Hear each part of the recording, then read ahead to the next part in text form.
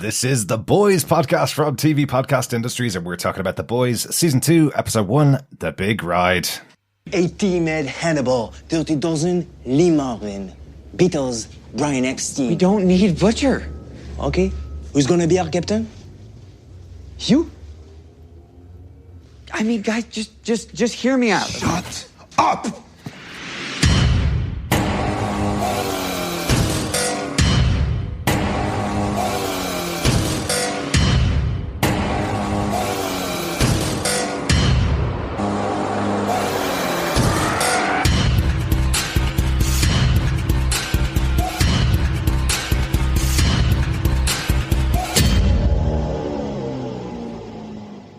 Welcome back, boys and girls. We're talking about The Boys, Season 2 on TV Podcast Industries. I'm one of your hosts, Darick. Hello there, fellow boys and girls. Yeah, welcome back to Season 2 of The Boys. Remember, sanitize like mother's milk, no brands preferred. I am one of your other hosts, John. And rounding out this Cockney trio of Aussie loving, swearing, everything else in between, I'm Chris. Yes, we're back, the most wanted podcasters in all of the world. Don't worry, Daddy's home. I really wanted to use the actual quote from Billy Butcher, but I absolutely could not get away from the Apple algorithms if I used the words he used there, else we'd be totally thrown off their network. Great to have Billy Butcher and his cursing, sweary ways back at the end of this episode. Well, we will just have to do it in code, that's all. There you go. We might just have to do that, yes. Banker. The Corinthians and the Freemans. So the F word and the C word, all over the place. Something like that. Yes, we're back with Season 2 of The Boys, The Big Ride. I can say that in my Dublin accent, and it sounds even better. Would you? Yeah. Really good fun to get into this episode. Really good fun watching the team come back together and the show kind of assemble itself. We obviously are going to spoil everything about the first episode of Season 2. If you haven't watched it, go watch it before jumping in. The first 3 episodes were released today, the 4th of September, on Netflix. We will not be spoiling episode 2 and 3, but we will be spoiling episode 1 on this episode. I'm sure you've already watched all 3 of them. We haven't yet. We're holding off. Are we really, though? Are we really? We will be dropping episodes 2 and 3 as well very, very shortly. Yep. Later on today for episode 2 and over the weekend for episode 3. And then we're going weekly. As the show is going weekly, they're going to be releasing episodes 4 through to 8. I had to count those in my head there. 4 through to 8 will be released every Friday from now on, and we'll be releasing our podcast after that as well. So make sure you get your thoughts in as you watch the episodes. Email us to feedback@tvpodcastindustries.com with your thoughts about each of the episodes of the show, and we'll discuss them as we go in. But this time, we are just going to spoil the hell out of The Boys, Season 2, Episode 1, The Big Ride. Once again, this show is based on the Garth Ennis comic books, The Boys, presented by Eric Kripke, the showrunner for this show. He's the writer of this first episode as well. He's a producer well known for his work on Supernatural, and obviously he was the showrunner for Season 1 of The Boys as well. This episode was directed by Philip Sgriccia. He did direct an episode of The Boys Season 1. He did Season 1, Episode 3. You guys will definitely remember the episode because it featured Popclaw's unusually explosive sexual position. Oh, God, yes. Yeah. Which we even saw in the flashback part at the start of the episode, or the recap of Season 1 at the start of this episode. The very bloody recap at the start of this episode. But he is also a long-time collaborator of Eric Kripke. He did 45 episodes of Kripke's other show, Supernatural. Wow, what a legend. Yeah, right up to Season 14, actually. Season 15 we haven't started watching yet. We've been watching in arrears, as I like to say, for Supernatural, but we finished Season 14 a couple of weeks ago. Really good. I can't believe the quality kept up on that show so much. Like, you kind of just gave up watching it because there were so many episodes, but you can still jump back in and keep watching. Always come back to it, and it's always fantastic, for sure. Looking forward to the end of the show, actually. Looking forward to seeing how they wrap that show up, because they've gone through everything, gone to heaven and hell, and all the characters have died and come back to life. So how do you actually finish it definitively if you're going to close off a show like that? Well, and certainly as one of the main actors from Supernatural, will be popping into Season 3 of The Boys as well. That's right. Jensen Ackles going to be joining the show in Season 3, and rumours that we will also see another one of the big actors from Supernatural and from The Walking Dead arriving over onto Season 3 as well. Oh, interesting. Yeah. I'm intrigued. Didn't know about that one. Yeah. No, I didn't either. What is the secret that you hold from us? Yes, a conversation between Jeffrey Dean Morgan and Eric Kripke, where Jeffrey Dean Morgan congratulated Kripke on how wonderful season 1 of the show was and really looking forward to season 2. And Kripke said that he will write him into season 3 of the show. So it's a possibility that we'll have stuff. father and son team of the Supernatural boys over in season 3. Yes, the Winchesters arriving to the boys. Excellent stuff. Yeah, so there you go. So there's lots of supernatural connections. We did also see Uncle Bobby in the opening of this episode as well. So still lots of the members of that team involved in the show. But of course, when you got a showrunner as awesome as Eric Kripke, who still seems to get on with all of his former team, of course he's going to involve them in the show. Let's get into our discussion about the show itself, though. John, what did they give us? Do you want to tell us what they gave us with your synopsis for the first episode of season 2, The Big Ride? Sure. With Madelyn Stillwell dead, law enforcement is on the hunt for Billy Butcher, prime suspect in her murder, and his associates. As the boys try to work out what their next play is, Hughie wants to go after Vought with assistance from Starlight, while Frenchie and Mother Milk await the return of their missing captain, Billy Butcher. Vought Industries continues to consolidate and promote its role in the US military with the continued threat of super terrorists in America. Meanwhile, an out of sorts and milk-deprived Homelander tries to find the replacements for Translucent and A-Train around the table of the Seven. But things don't go all his own way. Oh, milk-deprived Homelander. Oh, yes. That's put me off dairy for quite some time, methinks.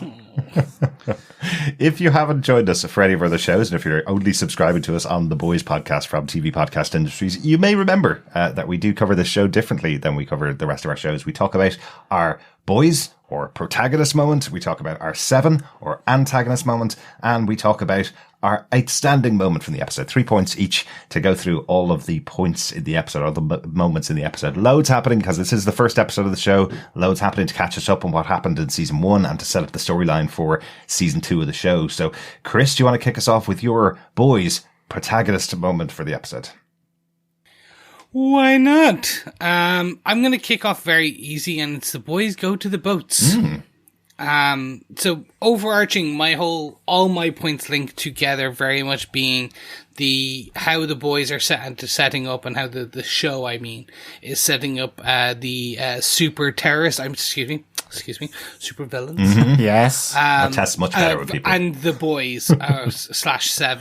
Yeah. So it's good. This is obviously going to be the overarching kind of thread through this, which I loved in the comic books. The comic books, this is a kind of core tenant kind of storyline that kind of came through in the later half of the comic books. So to see this come to life is amazing. Mm-hmm. But to my boys moment, they really are setting it so the boys have been locked away. They've been trying to figure out what to do next. And we get this. They've been working with the Haitian mob, the Haitian gang, and they believed that the Haitian gang was just running weapons. Yeah. Frenchie was helping them bring in, we saw a rocket launcher, we saw a couple of machine guns, some handguns, so he thought they were just running weapons, which it was his role. Yeah. That's what his previous background was. We saw in season 1. He's a gun runner. Yeah. He's a man who gets you the arsenal. They're definitely running drugs as well, though, aren't they? You see them sticking something inside of A-Train's shoes, the version of Nike Jordans, I guess, in this universe. You see them sticking stuff into the shoes to ship out some drugs as well, don't they? Yes. Yeah. So they're doing drugs, but Frenchie says in this he was only helping them run weapons. Right. Like I was getting the weapons in and out for them. Yeah.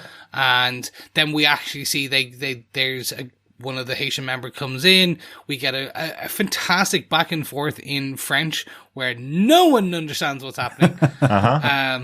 And they don't tell us. I'm presuming when it comes out in Amazon Prime, because they're usually pretty good at doing their work on it. This will be subtitled, so people may know what's actually happening in this scene. But hopefully, for those of us who kind of viewed it quite slightly earlier than its release, we had no idea. So I was going by my passing parlez-vous français, understanding, and I was just in there going, nope, don't know. I like they look very animated. It's good. Like, it does make the scene funny when you have Hughie at the end of like 3 or 4 minutes of French going, what the hell did that guy just say? Exactly. That seems quite scary. So maybe they'll keep it that way for the show. Maybe it'll have the wonderful thing on subtitles where it goes in French and that's all you see on screen. But we'll see next week, I guess. Yeah. But the guy comes in, he's bloody and battered. They want to take him to the hospital. He doesn't. So they end up going, and we find that there has been a wreckage. A boat has been tossed from the sea onto the ground. They look at the CCTV and we see that they've been running people. They've essentially, be it smuggling, human trafficking, or slaves, or we're not sure what, but there's definitely people coming in off the boat. And they've inadvertently brought in a super terrorist or super villain. And this is setting up the week, because we see the female finds a piece of origami paper into the shape of a crane there in the water, so that obviously will play a part. What's that because about? she keeps going boy while talking to Frenchie, and that makes no sense. So it's going to be interesting to see how that pans out. Yeah, I love But that this you all say sets it up. I love that you say she keeps saying "boy" while talking to Frenchie, and not one word is uttered this time by Kamiko. We again have a very silent female in this episode. But yeah, She's learning to write. she is absolutely. It's a good job she's on the bees as well. Otherwise, she couldn't have said boy. I thought she was going to progress onto boat as well, but we didn't get that. That's true. That's true. No, so this is my moment. So this is very much, it's the catalyst that kind of sets us on the rest of the race towards what happens throughout the episode. Yeah. And I'm enjoying that they could have spent this whole 60 minutes, 60 plus, just kind of going, and what's happened in the couple of weeks since? Yeah. Here's everyone, and let's rejoin, and here's catch you up. No, they jump straight in, and you're straight away essentially kind of dropped into The Boys season 2. It's everything we loved about these characters, and they've shown some growth, but essentially it's like, hey, we're into this now. Like you'll catch up with the rest of us. Exactly. So, and what do you think, Chris? Since this is your point, what do you think? So they released the chemical V into the world to create these supervillains. The supervillain seems to be on board with this boat full of human trafficked humans, I suppose, brought into the country. Do you think that the people that worked with Frenchie knew that they were bringing in a super terrorist, super villain, or do you think somebody else was involved? Is this the whole story? Were they covering up the import of a super villain into the US? Is that what was happening? What's your thoughts? So I'm going with that. No, they thought they were just smuggling in people. It looks from the back and forth, the fight that we see on CCTV, that he's like, no, you're going this way with the rest of people. And the guy goes, or the woman goes, nope, smash with a boat.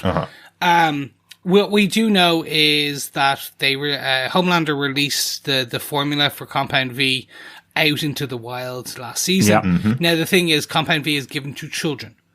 And that's how they made how the soups grow. Yes. They grow with powers in utero, etc. As we saw last season with Baby with Laser Eyes, yes. Yes, exactly. I love that Baby with Laser Eyes. I want one. Diabolical. Just so for soldering purposes only. Actually, that has been released as a toy, hasn't it? There is a baby toy that you can buy with laser eyes. Excellent stuff. Yeah. But I think what we may get is there's an element from the comics that hasn't been discussed, which is this more temporary Compound V that gives elder adults or adolescents powers. Interesting. So I feel that's where we may be heading. Like it's this temporary Compound V that kind of soups you up. Interesting. Sounds like a movie that was released during this summer on Netflix. Almost called Project Power. Yeah. Yes. I feel that's where they may go, so that this is, or it will come all the way back to that. Like, we know that Homeland did this so that they could be super villains, so that they have someone to fight, so that they can get into the military and he can become the Superman. So it's going to get interesting to see how they start pointing these bits together, because the show has spun off into its own version of The Boys. Yes. It's not following the storyline exactly. They're taking liberties with it. And I will say this, as I said in the end of season 1, they're taking great liberties. Yeah. I'm very happy with the way they're going, what the choices they're making. Yeah. They're bringing it a bit more, because again, this comic book the source material was written a good few years ago. So this is going to be a reimagining based on the world we are living in now, the decade we are in now. So I think it is going to be something along those lines. Based on some of the trailers as well, that's where I'm putting some of these points. So I'm not going to jump into that because I don't want to spoil, because the trailer is designed to mislead in a way. It's the coolest actionist bits given completely out of context. Absolutely. But yeah, so that is my main point for this episode regarding The Boys. Excellent. John, what about your protagonist, The Boys moment for the episode? For me, it's Mother's Milk. It's kind of it's him keeping his standards in that sense. I love the fact, they're in this criminal sort of hiding hole. There's drugs being pushed, there's guns being run. He's doing all the kind of surgery work. He's taking a bullet out there, and yet he's missing his daughter. So whilst all of this crazy stuff is going on around him, and they're effectively hiding for their lives, they're wanted associates of Billy Butcher, that he is doing his Vermont country dollhouse.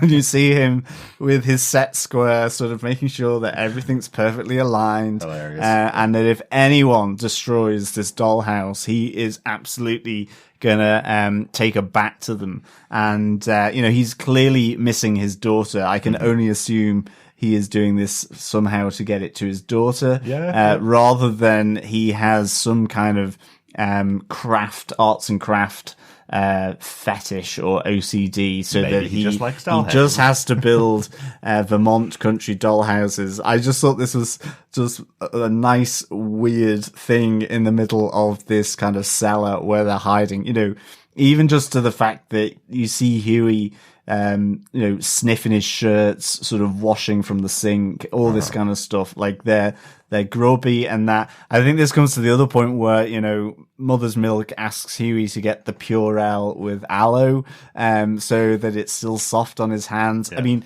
this was obviously done before lockdown, and who would have thought that, we would have a hand sanitizer gag almost sort of at the start. And I mean, like myself, who would have thought, I think I saw it on social media recently, that my hands was probably have absorbed or drank more alcohol than my mouth at this stage in 2020. That's saying a lot. With, everyone's hands in bits from continually washing and sanitizing. Yes. And here we have Mother's Milk making sure that in amongst all this chaos, in amongst all this grime, filth and dirt, he is still keeping a good hygiene program going. I just love this kind of fairly sort of weird and bizarre behavior from Mother's Milk in this setting. Thought it was really good. Yes, we are Mother's Milk, I think, at this stage. Yeah, please. You're allowed to go out from our underground cave, Hughie, and get out in the street as long as you bring me back the hand sanitizer, basically. Well, I haven't started making Vermont country dollhouses just yet, and I can't imagine that I would, but yes, that set square though, oh my goodness. That was so funny. Hilarious. We make podcasts, not Vermont country dollhouses. That's basically our version of it. Yeah, I like the hideout behind a kind of a pawn shop is what it looks like, or a bargain shop. I love as you see Hughie walk out. There's a rack full of comic books. All of the 7 have their own individual comic books. He just gives it that kind of cursory glance of, oh, these people have ruined my life. Also, as you say, these guys are on the run. It says on the TV. You have the list of each member of the team, and the fact that they're being chased down by the FBI, and you just see Frenchie, the unknown name on him. You see Frenchie kind of looking away, going, "They still don't know my name. Everybody else is infamous, but I'm just that guy." He looks kind of. I think he looks a bit disturbed. They don't know his name. Probably a good thing. Probably makes it easier not to catch him, though, right? Yeah. So I was just curious. So there was comic books, and I rewound it. Yep. So I was just like, okay, which of you have read, or how far have you guys read into the actual source material? A fair bit, yeah, probably. Okay, have you come across the comic book store? No. Okay. So there, in the source material, there is a comic book store. Okay. So I'm curious if this is an analogy for that, their version, or is it I still want us to go to a comic book store, and I'm hoping they do the comic book store storyline because it's quite funny. Okay. So I'm just kind of like, oh no, I saw that and I was like, oh, I'm hoping, but we'll see. Excellent. That your point, your boys' point? It is. It certainly is. Cool. Mother's Milk. Cool. Well, I'm going to officially bring in one of the other members of the Seven into the boys because... But this is a boys' moment. Oh, my goodness. Yeah, we talked about it throughout season 1 as to whether we could consider Starlight a member of the boys or a member of the Seven. As such, she is obviously got the title now. She is now Citizen Starlight, member of the Seven, and very, very outspoken in her support of Homelander, as we see in the episode. But really, my big point is Hughie and Starlight are in an undercover relationship for this episode, where they're still together, sort of, but she's kind of being connected with other people. Definitely, there's a vibe there that she's possibly connected with Homelander. I thought, anyway, when she's on the screen, he reaches out for her hand. She shows how supportive she is of him. It feels like that would be kind of an E-channel thing where you'd have underline, oh, maybe they've started a relationship kind of thing, is what it feels like. But we also hear she's been connected with another very famous actor, Alden Ehrenreich, who played Solo in Han Solo movie. He's a very, very famous actor, but I do wonder if they're friends. They're all around the same age group, the actors anyway. I wonder, is this a little gag at Alden Ehrenreich, or will we see a guest appearance from him later on in the series, potentially? We see that would be cool. We see Starlight being very complimentary about his acting and very complimentary about how nice a guy he is and how little he lies to her. So, which is something that she definitely wants from a boyfriend after the time she spent with Hughie, who lied to her every day, as she says. But I like this. I love the idea. As you guys all know, I'm a big fan of espionage stuff and spies and thriller stuff. That's my big comic book series with Agents of S.H.I.E.L.D. That's my stuff. So having the idea of having undercover Starlight among the group, will she be found out? There's loads of little spy tricks that you hear from Hughie. She has to make sure that she breaks her SIM card anytime she goes near him. They have to use burner phones to keep in contact with each other. They have to meet in public locations and cover each other, cover their heads, cover their identities when they're together. So that feels like a little espionage story going on in the boys, and that just got me going for this season. I like the idea because I love how that puts her on the outs. That means that you've got a character like Starlight who's supposed to be the really innocent one, but actually in the background she's going behind someone like Homelander, who's well known for doing very bad things to people that go against him. So yeah, that's what I was thinking. Just how much that kind of puts her in peril. And certainly given she is hamming it up then massively in front of the TV cameras. I was even wondering that because she was helped Hughie and Frenchie and Mother's Milk to escape at the end of season 1. Yeah. I just wondered, does Homelander even know about that? Have they kind of patched things up? Is there some, obviously coming at it however long since that happened, or is he suspicious of her still in some way? So yeah, this puts Starlight in a really nice kind of position for the coming season. Exactly. Yeah. So I'm interested to see I know you use the term relationship. I think they're just friends or colleagues now. That's the way that they're working. Because there was that whole the knee part where they were like shot of the knee. So like, I don't see them as they're not boyfriend and girlfriend anymore. They like each other. And especially towards the end of this episode where she's like, don't lie to me again. I can tell when you're lying to me. I'm not lying to you. Yeah. We know that. So I think the journey for their, relationship is that is to get them back together by the end of this season. Yeah, absolutely. Because I think they're not actively together right now. They're meant to be together. Yeah, they're meant to be together, but they can't be together because he's a wanted terrorist, and she's and bridges were burned in season 1, and of course in this first episode he also doesn't tell her the truth again. So he is burning his bridge in the future if she ever finds out. So but she knows. She definitely knows I think she's got a good idea. She says, I know you're lying. I also have to say I do love when that she doesn't know where they are. He hasn't shared that information with her. He hasn't shared it with Starlight where their base is, even though he trusts her. He has to make sure that she doesn't find out in case anything happens, you know. So she asks where he's staying. And he's like, "Oh, Club Med, the parties are amazing." Good fun, really good fun. But that's my big moment for the boys' side of things. Hughie and Starlight working together, kind of behind the backs of everybody on the boys as well. You know, Frenchie and Mother Milk know nothing about this either. So and Kamiko's not involved in these discussions at all. So yeah, it's only sort of towards the end that Mother's Milk, they all then realise that he has already been in contact with her, and it's kind of like, I think that's around the time where if anything happens to Mother's Milk's Vermont dollhouse, then, and it's because of this, he's gonna kill Hughie. Everybody. Yeah. absolutely. Let's go on to our antagonist moment, the other side of the house. What's going on with the Seven? Chris, do you want to give us your big antagonist moment for the episode? Yes. So for me, this is very much Black Noir and the Arabian terrorist, who is Naqib. Yes.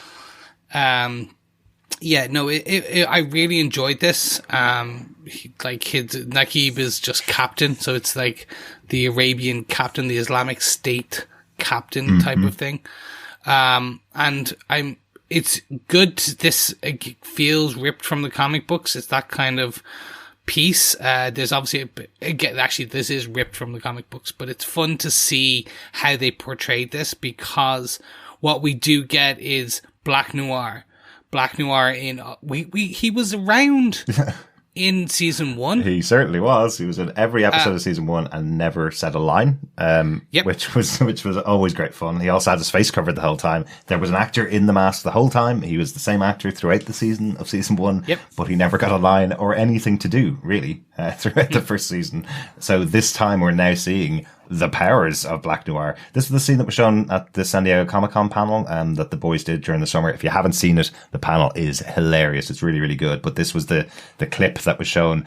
I still feel it, or at least it feels more violent in one that's on Amazon Prime. But I think it's exactly the same scene that we saw before. But I think it is massively violent, though, isn't it, Chris? Yeah, it is, and it's the same actor and character from season 1, where he's given the compound V by Homelander, and then he kills at the end of the end of season 1, I believe. We see him kind of destroy the base. Yes, Naqib. Yes, that's right. Yeah.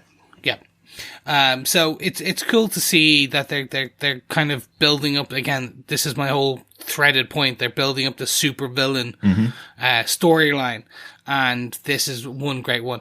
Interestingly, we do see the how invulnerable, if we want to call that, Black Noir is. Yeah. Absolutely. He takes a full detonation from Naqib, like point blank range. Absolutely. And gets like half his mask melted, and we get this kind of chest kind of ripped open, and we do see this great shot of kind of the burn torched skin, crusted and well barbecued underneath. Yeah, absolutely. I love the look on Naqib's face when he realizes he hasn't taken out Black Noir. And obviously then the sequence after it, the surprise on his face that is like kept for immortality with the old slice and decapitation. Yeah. And then we get the fun scene of the boy, the child. It's just like the head, and then it's like playing with the rabbit. Yeah, follow the rabbit. Yeah, look at it go. Hilarious, absolutely hilarious. Yeah. This is effectively, I'm guessing that Black Noir here anyway is their version of Deadpool, right? It's he runs around with the knives. The bomb that explodes that takes away part of his face, but it doesn't kill him. He seems completely invulnerable and seems to have that kind of mercenary for hire almost kind of look about him. But at least that's what I thought when I watched this episode of the TV show. Okay. Yeah, it could be. I get the feeling. So again, I've got the burden of knowledge of the comic books. Yep. So there's elements here that will, if they follow the comic book storyline, it all plays back. I don't want to ruin that. Of course not. Again. No. So like I've been saying this for like a whole season already, going, I know stuff. Can't tell you what. Read the comic books. I think what I can say is there's a childlike, if they do follow the comic books, there's a childlike innocence to Black Noir. And that's where the rabbit bit comes from. He is childlike and he likes to play and things like that. Yes, very good. But it's good to see how it kind of runs together and what they've done to this whole scene. Yeah. Like they show the ferocity, the speed, the destruction that is Black Noir. Yeah. And also give you that comedic element. So it's very much The Boys. I loved how they sliced in the meeting at Vought with the military and sliced in again the kind of the secretary handing around all the all the lunch packages to the people. So it was kind of like, you know, serious military conversation, Black Noir kind of slicing and dicing to get to Nakib, and then some guy going, so whose is the quinoa salad wrap? It was just like, I love that kind of take in The Boys. It's just the absurd with the ultra violent absurd with sort of just the damn right kind of officious, I suppose. It's just really nicely sort of cut between the three. I'm definitely going to have to check this out. That guy that was serving the sandwiches or the lunch order to everybody in the offices, I think that's the guy from season 1, the kind of PR representative that tried to convince Hughie to take the offer from Vought Industries. Oh, I think he's just, that would be fun. I think he's been busted down to doing the lunch order for everybody. I recognize the face, and I'm almost certain I was rewatching season 1 there a couple of months ago. So I need to go back and just check that. But I think that's it. But you're right. That is really Eric Kripke's kind of take on these characters. You know, having those kind of real world conversations. Even Nakib and his helper having that conversation about what's possibly going to be the thing that you put on a T-shirt for me when I become this amazing supervillain. They kind of toss around a few catchphrases that could work on a T-shirt, which I just think is really funny. But great job, Kripke. It gets better though, because I like the casualty discussion. Mm-hmm. So what's the casualty number that we're expecting here? Well, of course, we're always going to say 0. Yeah. But between you and I, we're looking at 30 to 40%. And you're like, what? No.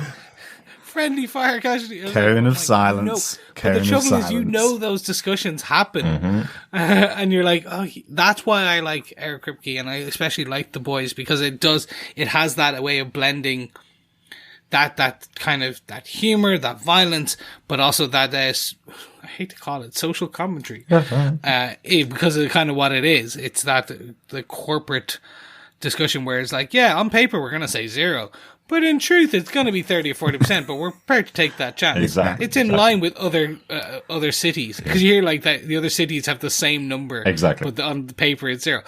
So anyway, overall, completing my point of my boys, my 7 moment is that Black Noir and Nakib point. But John, what was your 7 moment? Yeah, my 7 moment is the despair of the deep. Yeah, he is spiraling down there in Sandusky, Ohio, and after one too many cocktails, he's been left out of Translucent's funeral, which in itself is hilarious with the empty coffin and Starlight's moving song of remembrance. I think it's called Never Truly Vanish. I think we've been waiting for a song to take over from the Jessica Jones song that was so awfully written that it made us laugh. The minute I saw Starlight there on stage, I knew this was going to be up there. It's so well written. The lyrics are really good. Her voice is great. But I think I also love the addition of the kind of country music star hair that she's attached to her head to make her look even more Starlighty. And all the pictures of Translucent, growing up, and you just see like the floating nappy or the baby onesie, really, really good. How do you know when you've lost your baby if they're invisible? Translucent. Exactly. But yeah, the despair of the deep. One too many cocktails. He has this breakdown at the water park because he's, sidelined, and just sort of giving out to all the kids, saying, water's not fun, kids. It's dangerous. It's important. Have you ever swum the Mariana Trench? All this kind of stuff. With the cops, they're waiting to effectively pick him up and chuck him into jail. So dark, so lonely, so very lonely. Exactly. And the poor Deep, even in prison, as he's sort of bailed out there by this new character, Eagle the Archer. You know, he's sat in chewing gum in the jail. It's got it on his ass. And, you know, he's kind of trying to remember this guy who remembers him. But ultimately, this Eagle the Archer is possibly his road to salvation, as he goes to this therapy session. Not a therapist. Well, Therapists break your mind. but John. yes, she is not a therapist. Is it Carol, the therapist? Or no, seems to be the sort of, I suppose I was going to say a cult leader, but she is a leader of the Church of the Collective. So the Deep's road to coming back into the Seven is through this collective destinations, as they call themselves. Basically Scientology. Yeah. And okay, so we're all aligned on that. It is basically Scientology. And the Church of the Collective Destinations is the full name. Yeah, I love this whole thing where it's like, I don't need to be here. Why am I here? I'm going. You've got this whole thing from Eagle the Archer, which I love. It's kind of a nice little skit on Hawkeye where he talks about some hostage situation where he just goes, there's only so many arrows a quiver can hold. And, and you think, arrows versus like an AR-15 or something, you know, and technology. And it's just like, you know, his despair has come from the fact that he's a souped up Robin Hood, and there's only so much he can do with bow and arrow. I really like that little skit. But ultimately, but what is the Carol says to him? What is the Carol's convinced him that it's not useless, it's classic. Yeah, exactly. And right. there is this way then for the Deep. This is the way Carol nets him, is that he can get back into the Seven here. And kind of interesting because, yes, it is this collective destinations, which is this Church of the Collective. And so I'm kind of wondering how they want to insert themselves into the Seven potentially here. And maybe infiltrate's not the right word, but that influence that they can get from being on the Seven. Absolutely. As they see it. So I like this. I like, you know, the Deep has gone through a lot, and just keeping that going is classic. Loved it. Yeah, really, really good. Loved the interaction between these characters. And I kind of also like that they've misdiagnosed the Deep. They've said that his problem is the drinking. It's not the drinking. It's the drinking is the problem. That they do also mention his self-loathing, and that's what causes him to do the things he did. Like, he's an awful character in season 1. He's totally taking advantage of his status as being a member of the Seven. That's absolutely what we saw in season 1. When you watch back on season 1, you probably realize that it probably didn't get him very far. He just thought he could use the influence that he had, but now he's lost everything completely for season 2. He's totally at rock bottom, which is where they find him here. But yeah, you're right. A really interesting idea, having the Scientologists of this universe trying to work their way into Vought somehow through the Deep. So that'll be really good fun storyline for the season. It will be. Yeah. Hopefully. Yeah, it will. It will be really interesting to see how it all sort of ties together. And certainly since at the moment, maybe we've not got Ezekiel back in here yet. So there was that thread anyway from season 1. And now that's right, it's taking a little more alien comes to earth vibe to it, and not so much of the evangelical Christianity vibe to it. So yeah. That's right. Ezekiel was the guy that was leading the whole Christianity, evangelical Christianity movement, but by the end of the season, we saw that he was completely opposite to what he was preaching. I'm still slightly suspicious as well as to whether the Deep will fully get brought into the fold of this. It seems as though, you know, he just wants to get back into the Seven. He wants that status back again that he had previously, rather than sort of slumming it still in Sandusky in Ohio. So, I'm sure we mentioned it last season. Sandusky, Ohio, is a landlocked state, right? A landlocked area of the US. So he's not even allowed to be near the ocean. So he has to go to water parks to open them up for the kids. So this is the worst possible place you could put the Deep. Love seeing the character back. The actor does such a good performance. Yeah, really good. Darick, what is your 7 moment? All right, if you guys weren't going to tackle it, I'll take it. Homelander loves mother's milk, not our mother's milk, though. Oh, wow. Yeah, Homelander's just, you need to start up the season making sure we're all aligned on the type of character that Homelander is, and they do it very quickly here with this scene where he's going into Madelyn Stillwell's office to check out her former belongings, and comes across a one bottle of baby milk, breast milk, I guess, that she had left behind in her freezer. Yeah, look, I think a tiny bit of this clip, again, I think was in trailers before, but it's even more stomach churning on screen. But it's not the only thing about Homelander that's stomach churning. He kind of had Stillwell's ear in season 1. We had those moments where he was trying to convince her to do things, but this time he's actually brought back someone that he feels he can control even more. Ashley's come back, Obi Minifie, who was in season 1 and fired, I think, by episode 7 or episode 6. I think she was fired by Madelyn for going against Ashley. Yeah. But he brings her back to basically force her to do everything that he wants her to do. We see it in many scenes throughout the episode.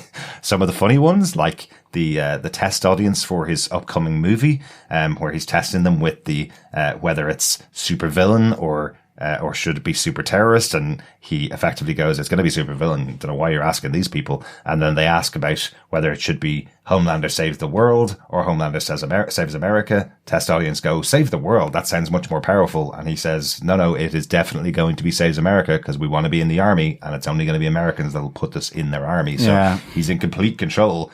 And then the other devastatingly brutal scene from Homelander from the episode, I think, is where I'm going to end this point.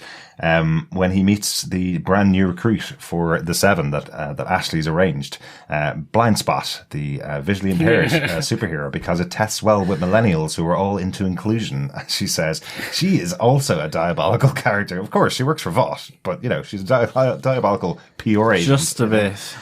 But yes, No, she's just a PR agent.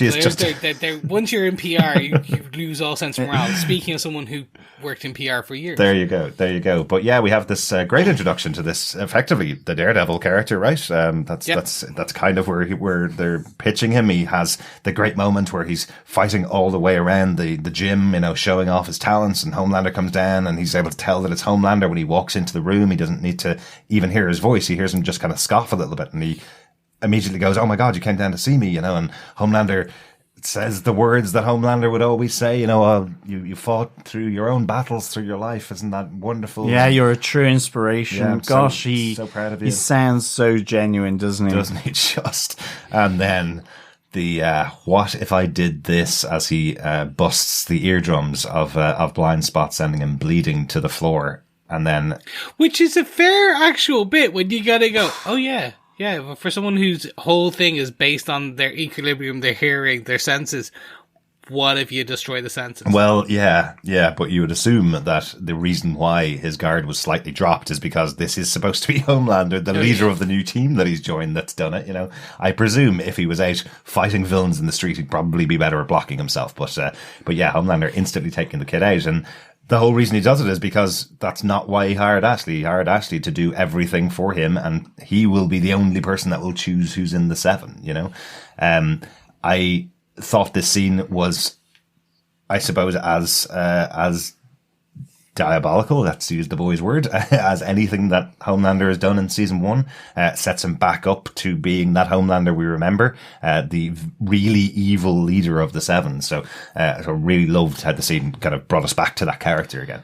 Well, that's it. I think it's in these moments with Ashley and also with Blind Spot that you see the menace is still there with Homelander, even though there's some kind of, I don't know whether he does have killer's regret for killing Madelyn Stillwell. He's certainly got regret that he no longer has a bountiful source of breast milk.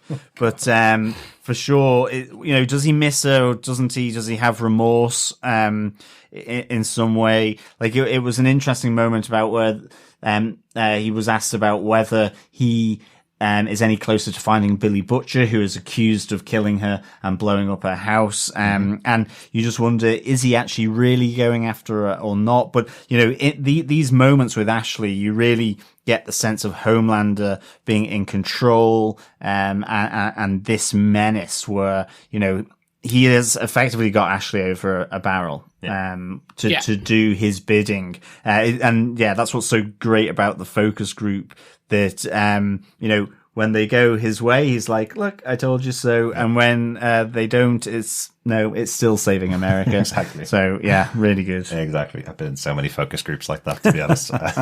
No, they're not giving us the answer that we paid all the money to have a research group about. We're not listening to that. Yeah, like, you know, Ashley hated her job in season 1 and then got fired from it. And now she's back in season 2 in this role that she can only hate more. Like, Madelyn Stillwell was bad, but Homelander telling you effectively, I will rip off your head if you don't do exactly what I want. And he can do that instantly. It's not like I'll shout your head off. It's, he can actually rip her head off. So, exactly. Not looking good for Ashley. That's it on the 7, I think. It is. Any other big moments, the outstanding moment for the episode that we haven't covered? Chris, what about yours? I'm going to start quick and easy. It all comes together when Raynor loses her head. So this is fun for me because essentially they zigged when I thought they were zagging. And I know that I say that a lot. You do, Chris. You really That's what do. I enjoy. I really do, because this is what I enjoy about TV, or well-written TV. Maybe you just can't predict zags or zigs. I really can't. I think it's just I'm constantly zigging and I'm just running around in a circle. Yeah. You're like an alligator. You can only go in the straight line, and it's like, where's this going? I can't follow it. Help me! Why are they still being able to chase me? No, so I was not expecting this. This is like they set it up. It's like, okay, we're gonna get this, and they get right to, suddenly your head explodes, and I was like, they have not is this a soup? Is this a gun? Like that makes heads go kablooey. It's just huge. It's because especially it's the fact that they're in the CIA. And now they're gone because Mother's Milk's whole thing was he was coming back. He was going to get to see his family. She was going to work on that if this all turned out. And she sets up that, now it's all falling into place. We had, you've just brought me the missing element. So they understand that Vaught's doing something. Now we understand that it's Vought are producing super villains, but that's what we think, that they're trying to get themselves in, that she was working towards this, but there's obviously more to it. Absolutely. So it was just it's a good explosive moment to set you on the path to the rest of the season. It really is. In the immortal words of Billy Butcher, Raynor has blown her canister. It was like, what a description. Really, really good. Yeah, I mean, because she's calling it a coup, isn't she? From the inside by Vought, effectively. Yeah. So, yeah. I wonder who had blown her canister. I wonder, is it kind of Black Noir? You know, because I always feel he's the weapons expert. Or, who is it that's done it? Or is it Homelander? I don't know. But I think it's more soups. I think this whole thing is that there is a Vought-controlled super villain kind of team that have been smuggled into America, and that's the coup that she's mentioning. Exactly, because they've created a group of supervillains, and one of their powers is popping heads. Yeah, exactly. You're right as well, Chris. You know, it's really, I suppose it's really important to point out the flow of the conversation. Is they're having a conversation where she's talking about, you know, their family and their friends, and she's aware of of all of them and how they're all doing effectively. But it's the moment that she pieces it all together and says, Vought are behind this. You've confirmed it. It's the minute that she says, you've confirmed it. Now I know what's happening, that her head explodes. So someone's listening in, or there's a device in her brain that explodes when she realizes it's all connected. It was a totally shocking moment because this is the same actress from season 1, Jennifer Esposito. She's the same person that was playing that character for 6 episodes of season 1, very involved in helping out Butcher and the boys going after Vought, you know? So real shock that she's got at the end of this episode in that moment. Just totally unexpected. And so they zagged when I thought they would zig. See? Anyway, so that's my big outstanding moment for this one. And to move it slightly on, and kind of in a similar vein, John, what is your point? Yeah, no, my kind of big moment was an outstanding moment was, who runs Vought effectively. I loved this standoff between Homelander and Edgar. He's put Ashley in a place for trying to bring, in Blind Spot, and then he's, suddenly confronted with Stormfront whilst he's doing promotional stuff for Vought. And, his reaction in that is priceless. But, he goes to see Edgar and, wanting this respect from Edgar. And effectively, I love that Edgar stands up. I mean, I was expecting the eyes to go red here, but Edgar is... we are not a superhero company. We are a pharmaceutical company, and you get this, you get this, history of Vought, Corporation here, and, the scientists that founded it, Frederick Vought, and Nazi scientists like with the, Operation Paperclip bringing over scientists, from Nazi Germany, and that, even, with Oppenheimer, before anything was getting off the ground there, Edgar's sort of saying there were practical applications for Compound V in the field, even in the 40s with, Soldier Boy. Captain America. Captain America, exactly. And who Jensen Ackles is, purported to play, I believe. Is that right? Yes. I think so. It is, and we'll jump into the history of Soldier Boy in Chris's Corner very soon. Very Chris's good. Corner returns for The Boys season 2. Forgot about that. Yeah, but I loved this standoff where he kind of just lays it out in front of him. We cleaned up your mess when you were sending Compound V, as you were saying, Chris, around the world, so that they had that opposition of super villains, super terrorists, to massage his ego. And it's like, you've now got a film premiere to go to. You go off and do that. Exactly. Because I'll run my company. Which is pharmaceuticals. It's all based around Compound V. And I just thought this was a really nice standoff between the two. And Homelander really effectively being put in his place. You can see the anger and just the outright rage in his face. So well done. As I say, I did think Red Eye was going to happen and Edgar was going to get splattered, but of course there's only so much he can do with that. But what a great kind of confrontation. Edgar is our non-superhero. He's able to stand up to him in that sense. Definitely. A true hero. There is that moment where you kind of realize Homelander's smart. At the end of the day, he's still a smart person. He still understands that actually everything that Stan Edgar is saying to him is right. Like, he's not lying to him. He's telling him, you're just a product. All you are is a front for this organization. You're not in the lead. You're not the one that's responsible for the business. We're not in the business of superheroes, as you said. So, really, really good. I'm a pretty recent convert to Giancarlo Esposito, the actor who plays Stan Edgar. We saw him a little bit in season 1 of The Boys, of course, but he's apparently his biggest role was Breaking Bad. I've said it before, not a show that I've watched very much of. I think we only got through about 4 or 5 episodes of the first season, but that's kind of where he came from. Everybody knows him from that. All the fans of Breaking Bad are, like we talk about Michael K. Williams from The Wire as being a big breakout character from The Wire. They talk about Giancarlo Esposito being the character that everybody wants to watch in other stuff. I think most recently we saw him in The Mandalorian. He played the big bad in that and ate up the scenery around him there. It's really good seeing him here because Anthony Starr was the scenery eater of season 1. Every time he's on screen, nobody could stand toe to toe with him.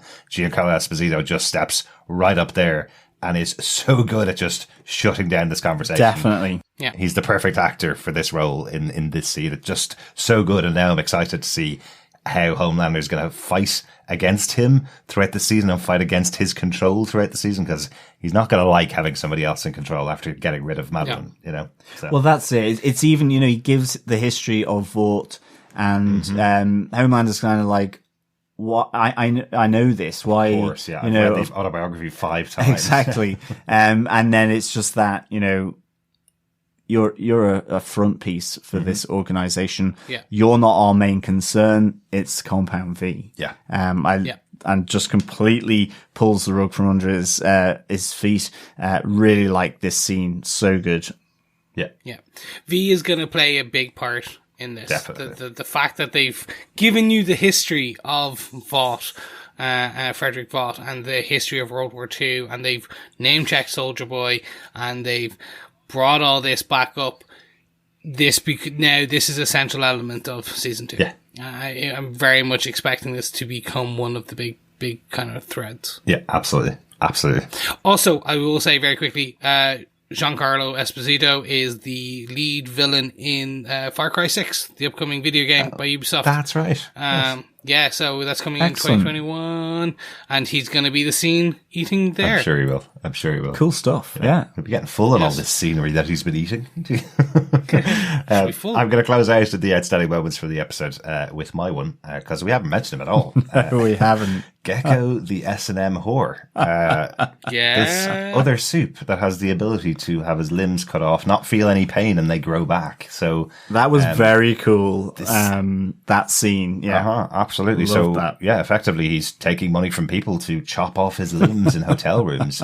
Fetish for hire. Yeah, definitely. I love the way they set this scene where we have Starlight following him to make sure this is what he's doing and film him effectively. But you see from Starlight at the window watching this arm being hacked off, like not just chopped off. The guy who's paying him to do it says to Gecko, do you want me to do it in just one smooth blow, or do you want me to do it with multiple parts? It's like, I don't care. Yeah. You do whatever you want because it doesn't hurt him, kind of thing. But you see Starlight outside watching it through her phone, and you can see she's gagging at what's going on in the room. She's disgusted about what's going on.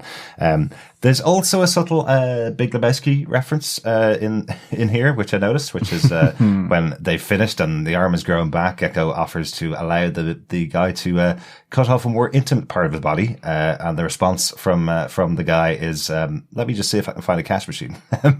Yeah. Where's the closest ATM? Where's the closest ATM to get this $1,000 out? Well, yeah, for an extra $1,000, you can chop off my hot dog. Exactly. There you go. Yes. This is really cool. The one bit I'm slightly still confused is where the file came from. The file that Hughie gives January that Starlight.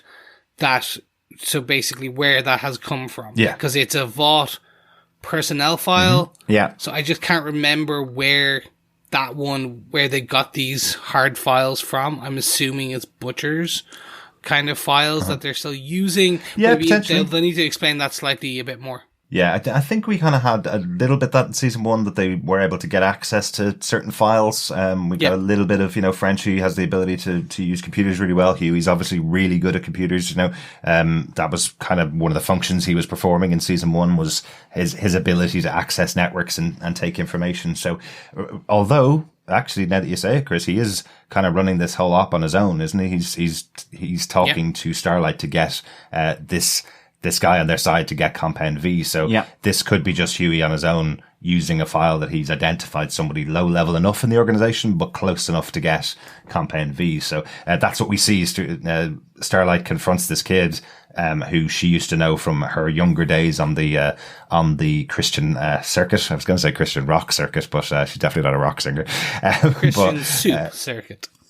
Yes, exactly. So we see that she tries to use the relationship she had with him at the time, to kind of make him do what she needs to do. And when that doesn't work, she shows him that she has the video and blackmails him effectively. So, it's an interesting one because they kind of call on the fact that this is a kid that in our world would be someone like Justin Timberlake or Britney Spears, who were on the Disney Channel when they were kids, and then they grow up and do something really bad, and that becomes their story. So what she's saying to him is, I can see the headlines now. This is going to be former teen superhero star.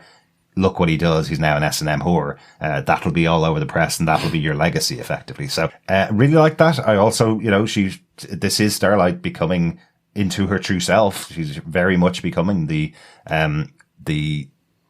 hero that she said she was always going to be back in season 1. She's willing to do what she needs to do to take down Vought. So, loads of stuff in here, and also a very funny scene. Yeah, I know, super duper. And that's why it's my outstanding moment from the episode. Any notes before we get into Chris's Corner? Nothing from my side. I'm going to talk for quite a few minutes anyway. Okay, I've got one note, because I did think this was definitely intentional. The hoodies that Hughie and Starlight wear to go and meet each other. Anybody get a reference there to Captain America Civil War? Yeah. Everybody wears a hoodie and it makes them invisible to the world around them. You even have Starlight standing underneath the Citizen Starlight poster outside of Vought Enterprises and nobody notices it's her, but she's wearing a hoodie. It's okay. This is the MCU trait that they brought over to the boys. Wear a cheap hoodie. These look like, 10 quid hoodies from, are the equivalent of pennies, I suppose, or TJ Maxx or TK Maxx, isn't it, in the States? One of those two. Yeah. Well, speaking of clothing as well, I must say, I have to give props to Billy Butcher's velour tracksuit that he rocks on down into the cellar right at the end to announce that Daddy's back. I was like, that is the Zap Brannigan of clothing materials here. Thought that was really good, because it was red, blue, and kind of like an off yellow or something like that. It just looked pretty grim, but he's back with his boots and his velour tracksuit. We didn't talk about Billy Butcher all episode. Obviously, he just appears at the end of the episode. We'll see what happens next week, but it did almost make me think, everybody's wondering, where is Billy Butcher? Where has he been? And, with the velour tracksuit, it felt like, has he been hiding out in Florida with retirees? Is that what he's done? Did he put on a wrinkly mask or something and hide out with old folks down in Florida? Was that where he was? Great to see him back. Great joke throughout the episode. Felt very Simpsons-like, the drama that's been made out of his apparent murder of Madelyn, with all the words in the wrong place, because obviously Billy Butcher's a character from England or Australia. We still don't really know, but they mess around with the words so in the way that nobody from either England or Australia would actually talk. So I think I'm trying to think what he calls it now. I've completely forgotten how he says it. I think he says something like "don't bollocks it up," which is something that that nobody would use in a sentence that way. But there you go. Good fun. I guess that means if nobody else has any notes, we are back with season 2 of Chris's Corner for the boys. I got Chris. renewed. Woohoo! Yes, you did. You did. This is where Chris tells us some stuff from the comic books about characters that are in the show that we may not know. Any characters that appeared this time that we haven't talked about, Chris? Yeah, so there's the two. The main ones I'm going to call out now are the two S's, the SS, if you will, the Soldier Boy and Stormfront. So kicking off with Soldier Boy. So he's name checked here in this episode by Vought. By Giancarlo Esposito, by Edgar, and essentially there's two. This is the Captain America of the boys universe, and there is the Soldier Boy from the present at the point in who is a part of Payback. Payback is the Avengers-esque superhero team, so there's a current Soldier Boy in the comic books anyway, but there's also then the Soldier Boy who is name checked by Edgar, which is the Soldier Boy from World War II. And this is again, he's the young Captain America. And what we actually see is that the fun part about this is he was one of the first successful kind of compound V soups, but he was very stupid. He was like big, blonde, super jacked, and not a brain cell. So essentially, he was the leader of the Avenging Squad, which is a parody of the Invaders from the Marvel comic books. And because he had no training or anything, he ends up getting everyone killed in one of their very first missions. He gets the soups killed. He gets the boys. So remember, there was there was Mallory. Yes. So Mallory was around in World War II. In the comic books. Yes. Mallory was the leader of the commander of the squad. So he was the CIA kind of liaison, if you will, the Nick Fury of the whole squad. Yes. And he ends up getting, Soldier Boy ends up getting Mallory's whole team killed, all the other soups killed, and Mallory is the sole survivor. He comes across the original really badly wounded Soldier Boy, who's begging to be helped, sniveling, "I don't want to be here. I'm just a kid out of Brooklyn, blah, blah, blah, blah. And Mallory kills him with a grenade. Okay. Which is really fun because it's the creation of the boys. Right.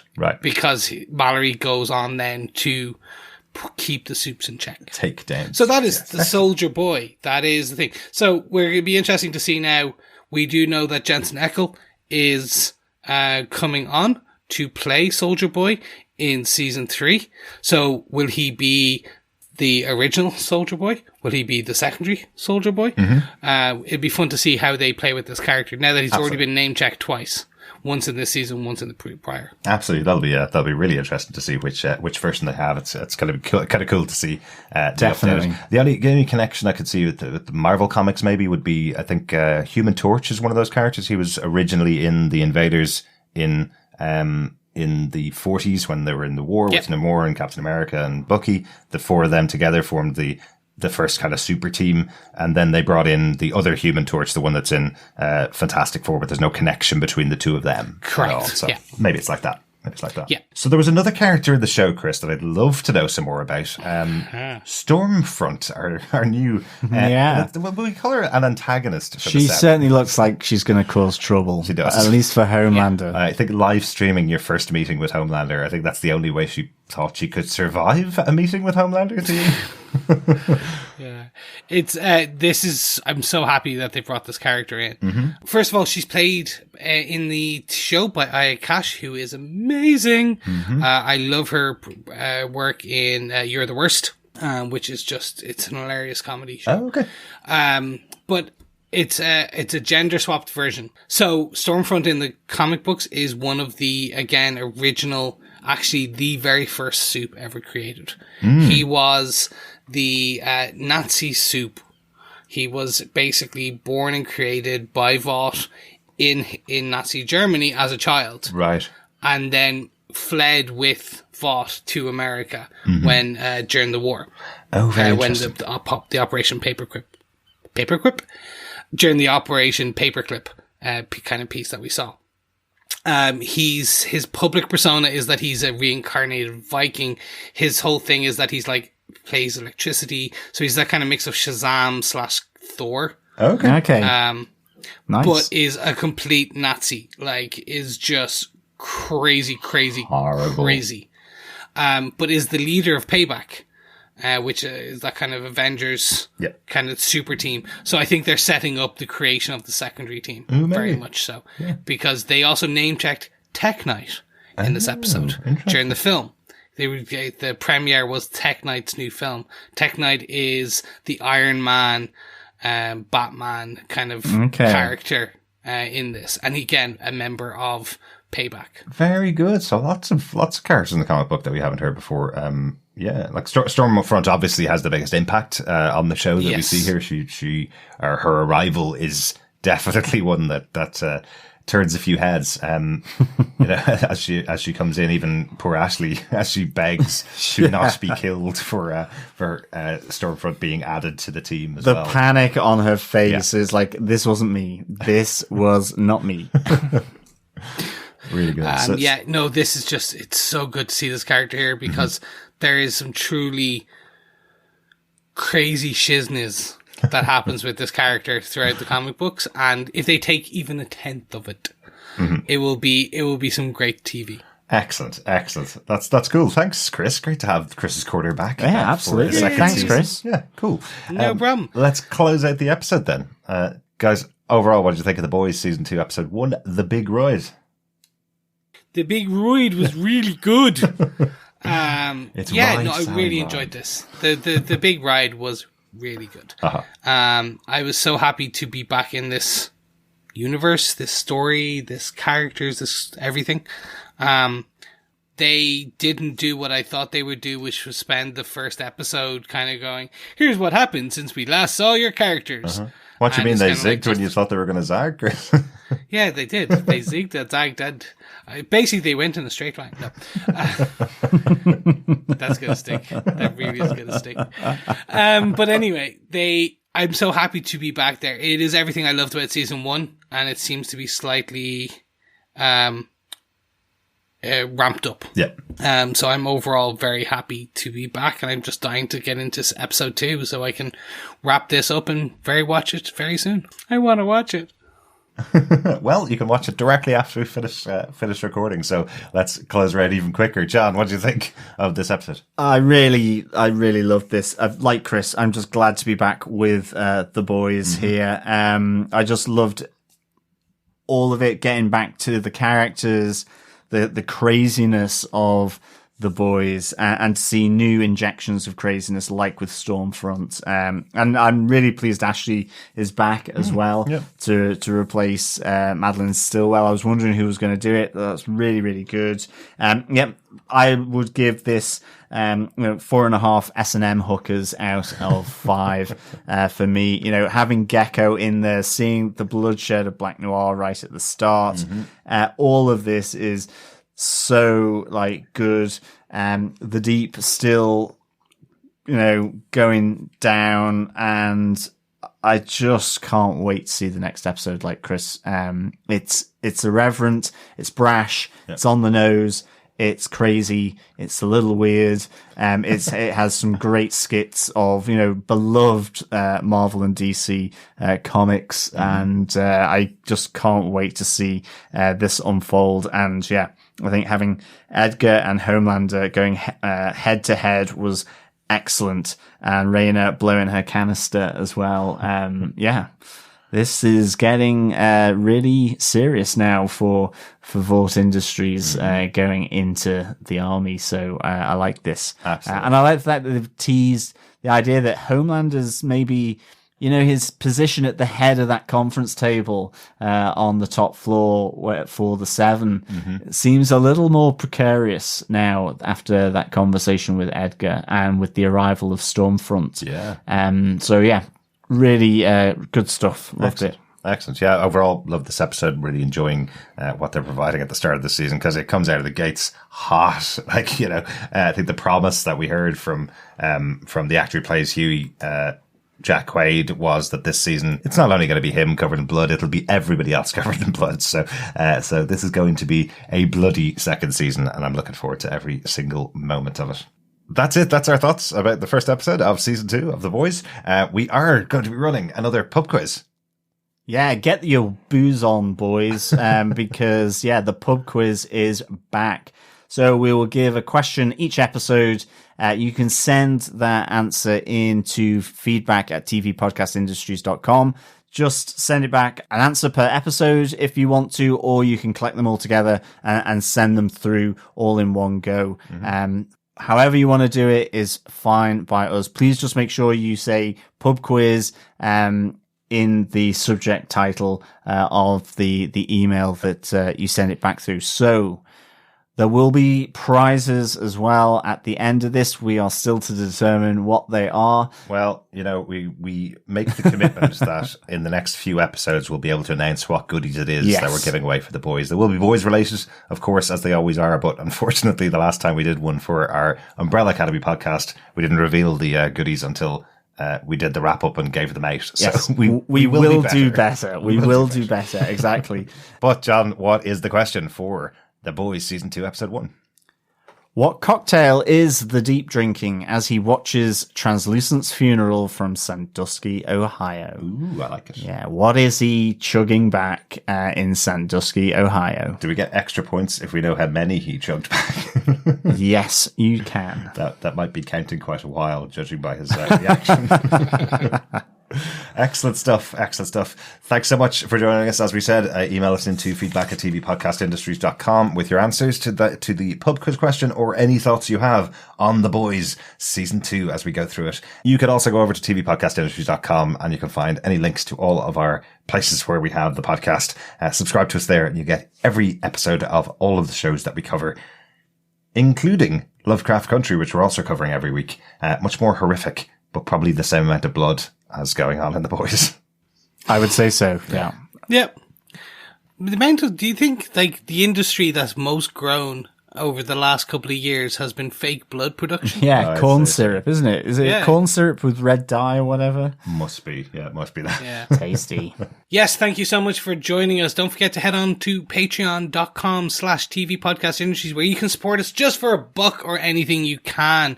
We appreciate it. It helps us keep the lights on, but it also helps us keep the podcast going. And any support means the world to us. Absolutely. It also helped us get Chris's new microphone. If you didn't hear our wrap-up podcast for Umbrella Academy, Chris got his new microphone from our wonderful patrons over the last few months. Yeah, absolutely. Thank you so much to the patrons. And of course, the support from all of you as well.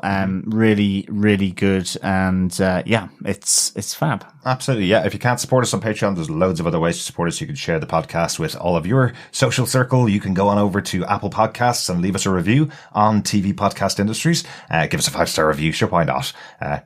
Won't take you too long, will it?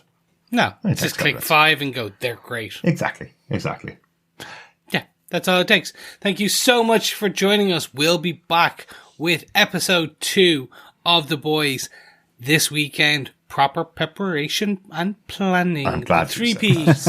I'm glad you said that, Chris. I'll have to for you. Thank you. Yes, it will be later today, and episode 3 will be out this weekend. Don't forget, the rest of the episodes are coming out weekly on Fridays, and we'll have them out shortly after that. Mm-hmm. Yeah, thank you so much, fellow boys and girls, for listening as always. It is a pleasure speaking with you. And remember, keep watching, keep listening, and keep drinking your milk. Oh, no. Bye. Bye. Bye.